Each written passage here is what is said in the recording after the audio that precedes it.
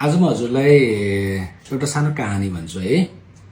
आज हाम्रो क्लिनिकमा एउटा पेसेन्ट आउनुभयो, श्रीमानसँग आउनुभयो। उहाँलाई डायबिटिज भएको थियो। विगत 1 वर्षदेखि मैले उहाँलाई उपचार गरिराखेको छु। अनि उहाँले चाहिँ 2टा औषधि खानुहुन्छ सुगरको, बिहान एउटा बेलुका एउटा, त्यसपछि एउटा कोलेस्ट्रोलको औषधि खानुहुन्छ। र फर्स्टमा उहाँलाई मैले सोधेँ, उहाँको सुगरको रिपोर्ट हेरेँ मैले, एकदमै कन्ट्रोलमा छ सुगर, सबै कुरा राम्रो छ, किडनी ठिक छ, कलेजो ठिक छ। अनि उहाँले चाहिँ मैले कस्तो छ हजुरलाई भनेर सोद्धाखेरि के हुनु डाक्टर साहब, यही औषधिले मार्ने भयो मलाई, औषधि नखाइ नहुने, यही औषधिले मारेरै सकिने भए म भन्नुभयो। अनि मैले उहाँलाई सम्झाएँ, पठाएँ। अर्को पेसेन्ट आउनुभयो।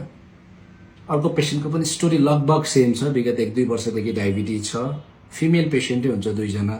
अनि त्यसपछि आउनुभयो, उहाँको मैले रिपोर्टहरू हेरेँ, सुगर एकदमै कन्ट्रोल छ, औषधि पनि अलिकति अझै बढी खानुहुन्छ उहाँले, अलि हाई डोजमै खानुभएको थियो।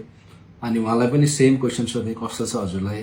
उहाँले के भन्नुभयो भन्दाखेरि बाँचेको छु डाक्टर साहब, यिनै औषधि छन् र बाँचेको छु, धेरै धेरै धन्यवाद छ हजुरलाई भन्नुभयो।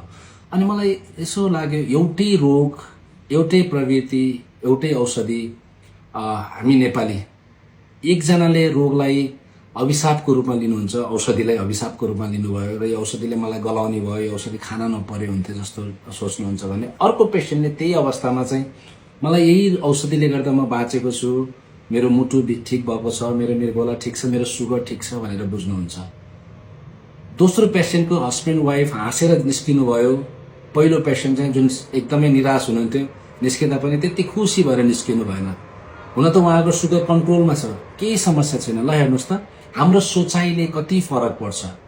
हामीले औषधिलाई एउटा अभिशापको रूपमा सोच्छौँ कहिलेकाहीँ, र त्यसले हामीलाई झन् नकारात्मक ऊर्जा उत्पादन गरिराखेको हुन्छ। हामीले औषधिले चाहिँ औषधि पाउनु पनि हाम्रो लागि एकदमै हामी भाग्यमानी हो भन्ने कुरा सोच्नुपर्छ। कतिपय अवस्थाहरू हुन्छन्, कतिपय रोगहरू हुन्छन् जो डाक्टरले चाहँदै पनि, उपचार गर्दा गर्दै पनि हामीले बचाउन सक्दैनौँ। तर यस्ता दीर्घ रोगहरू त हामीले कन्ट्रोलमा राख्न सकेका छौँ नि यो औषधिको सहायताले। त्यसकारणले गर्दाखेरि हजुरहरूले चाहिँ यो औषधिलाई चाहिँ एउटा बोझको रूपमा नलिकन जीवन, स्वस्थ जीवनको लागि एउटा साधक हो भनेर बुझिदिनु पर्ने हुन्छ है त। त्यति भन्नको लागि मैले यो भिडियो बनाएको हुँ। धन्यवाद।